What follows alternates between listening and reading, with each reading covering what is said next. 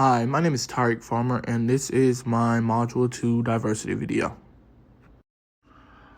My diversity topic is challenging the dominant narrative in education and promoting more inclusive and equitable learning environments. I am interested in this topic because, just as all educators should, I believe that all students deserve the opportunity to learn and grow in a supportive and inclusive environment. And I think that challenging these narratives that have become so ingrained and almost subconscious by teaching alternate perspectives is a great way to get there.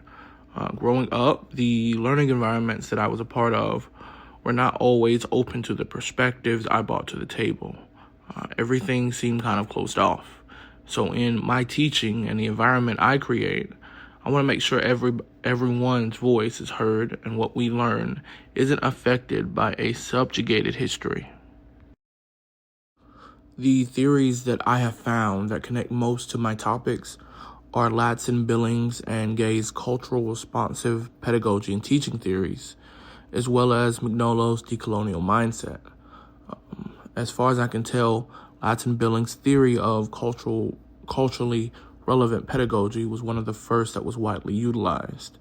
It focused on three principles: academic achievement, which is the goal of all students; cultural competence, which is how we as teachers identify and deal with our culture and biases as well as our students; and socio-political consciousness, which is how we educate ourselves on the politics and issues that affect our students.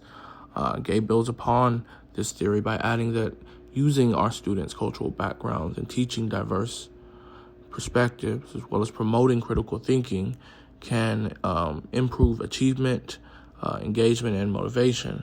What I like to refer as McNullo's mindset is where the changing of the dominant narrative comes in place.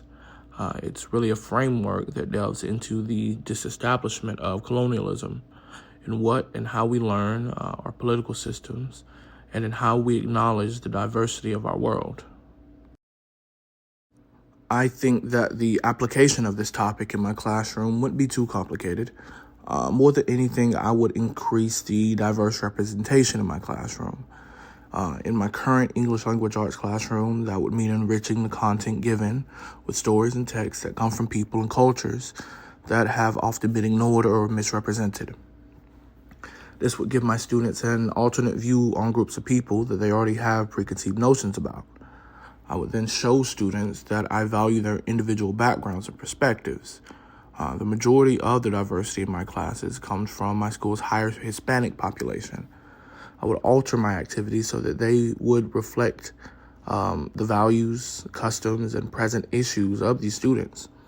Another thing I would do in this situation would be to put some of the teaching in their hands by having them guide lessons that would encourage their firsthand perspectives.